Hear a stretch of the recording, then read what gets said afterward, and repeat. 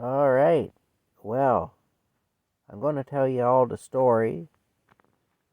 I don't know if this will be interesting to you or not. It might be kind of interesting to even some younger people, if there's any younger people watching this, because it'll be a little glimpse of the world as it was when I was small. I'm 54 years old now, and this story takes place when I was 3 years old in 1971. So we're going back a wee piece now. Anyway, we're going back over 50 years. I'll be 55 this year. I turned 54 last year. So this was the first real fight I ever got into. And I'll tell you the story. I'll tell you the background of it first. Where I lived, I actually lived in those days in a trailer park on just outside of a little town called Smiths Falls, Ontario, Canada, on a highway called Highway 29, and we lived in this trailer park. It was between Smiths Falls and a city called Brockville. It was just outside of Smiths Falls, though. It was called Charlie Anderson's Trailer Park because the guy who owned it his name was Charlie Anderson. Anyway, the guy who owned the trailer park. Anyway, most of the kids that lived around where we were of school age. There was a few that weren't, but most of them were of school age. And so I was kind of lonely in the daytime because most of my friends were away at school and stuff, and even my other friends who weren't in school, a lot of the time, they were away here and there and so on. So it ended up, for whatever reason, I don't know. So it ended up, the days were pretty long. So what was decided was, at the time, my dad was a maintenance mechanic, an industrial mechanic, and a tool and die maker at a company called Acrotex, and Acrotex was located in the town of Perth, which is really my hometown, but we did live outside of Smiths Falls for a couple of years.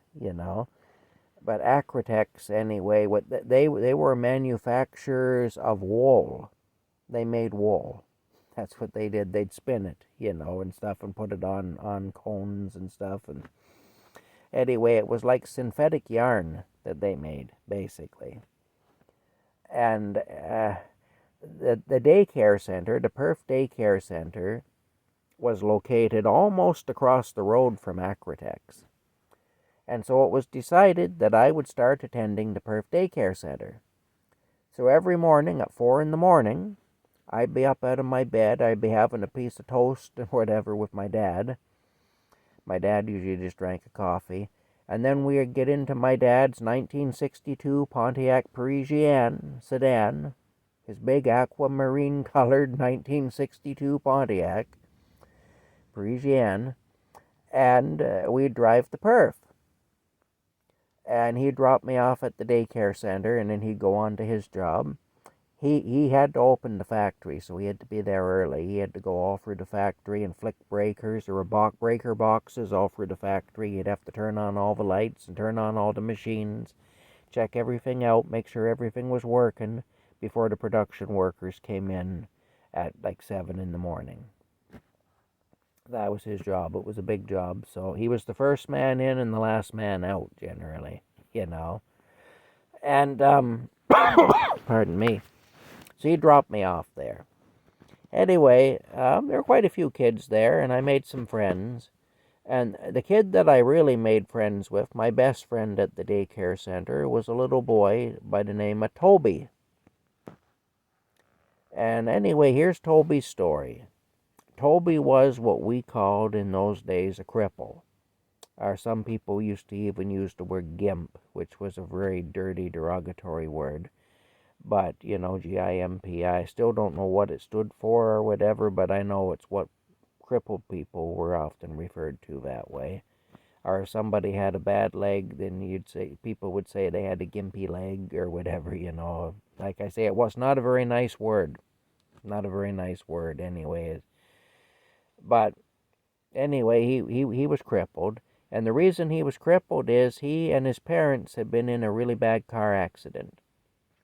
He had been sitting on the bench seat in the car between his mom and his dad. His dad was driving the car.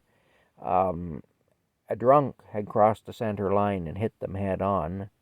And this was in the days when seat belts really weren't a thing.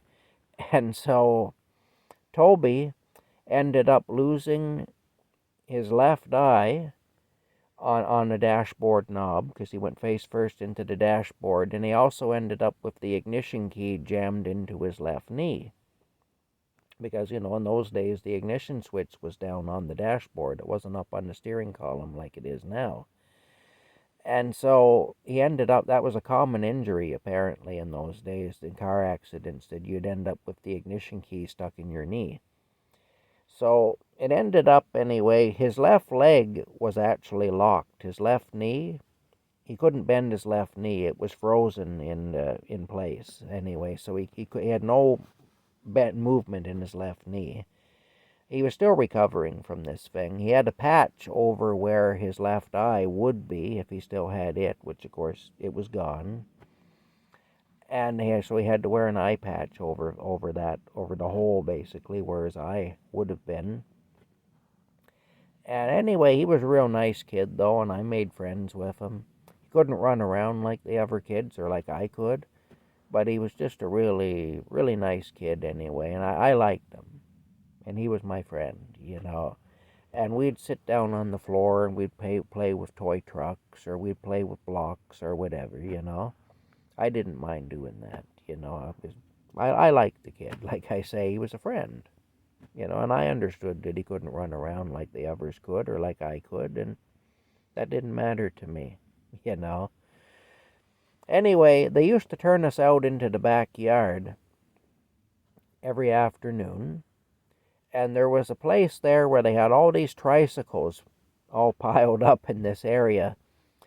And all the kids would get in there and they'd elbow and push and shove and everything until they'd get the tricycles. Well, I didn't really want to do that. And of course, Toby couldn't do it because he was crippled. And so I kind of hold back, and then we'd end up getting a tricycle that was missing one of its rear wheels, and all we could really do with the thing is drag it around the yard. You couldn't ride the thing.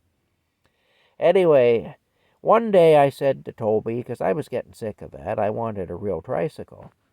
So I told Toby, I said, I'm going to get us a real tricycle, or at least I'm going to try to. I said, it seems I'm going to have to be a little tougher about it than I have been.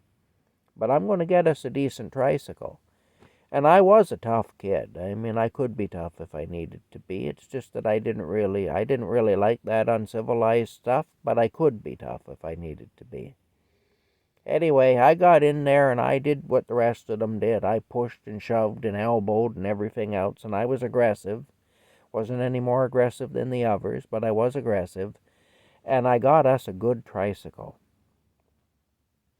Well, I'll tell you a little background on the kid that I ended up fighting with.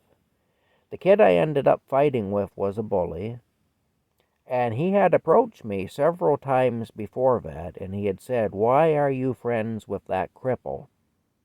He said, "He's useless, he can't run around, he can't play like we can. Why would you be friends with him? He's a cripple." And I used to say, "Well, Toby's my friend. That's all." And I remember one time I told him, I said, "You don't tell me who I can be friends with. That's none of your business who I'm friends with." Because he was always going on, he couldn't understand why I would want to be friends with this kid who was crippled. And I used to basically tell him to mind his own business. I'd say, I'll be friends with whoever I choose to be friends with. Anyway, I'm running out of room on the phone again, so I'm going to load this up, and then I'll tell you the rest of the story, because it's going to cut me off right about now. All right. Stay tuned.